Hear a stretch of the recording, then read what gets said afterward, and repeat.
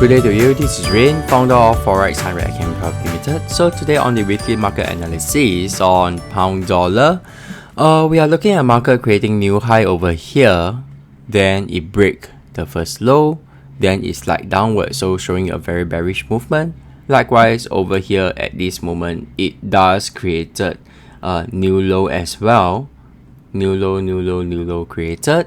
So showing a very bearish continuation move. In fact, you can read this as a potential bearish flag pattern. Alright, so head down to the 4-hour chart. On the 4-hour chart, you can see that market has created a new low at this price. Alright, giving traders an opportunity to look for selling opportunity. Head down to the 1-hour chart, this is what we have. Market did not break and close above the high price. Alright, so take note of that.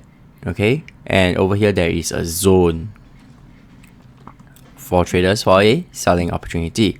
Back to the daily chart, I'll share with you my analysis. On the daily chart, you can see that there's a bullish sharp pattern like we have been waiting for quite some time at 123.74. Alright, for a counter trend trading opportunity. To the 4-hour, there is a head and shoulder formation. However, this head and shoulder formation is valid for me on a much lower time frame. So let us hop into the 4-hour time frame shortly. But let us take a look over here. The completion of a head and shoulder will go into the sell zone for a trend trading opportunity. So it does give me a chance to plan out a couple of trades along the way. Market came up to my take profit area, back into the sell zone area. It is something that I want to take note of. Head down to the 1-hour chart where you can see even much clearer head and shoulder formation with RSI divergence.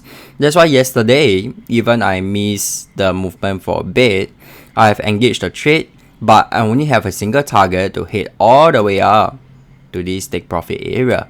Alright, so I'm running at about 30 over pips of profit. So what I'm going to do when market open, I'm going to shift my stops to entry, just in case over here is well resisted and the market slide back down again. Alright, so this is some of the measures you can do when you are doing trading, or at least I can minimize my risk. Alright, so that's all I have for you today. If you love to see the development of this trade, join us Facebook Live this Wednesday, www.facebook.com/forex100.org.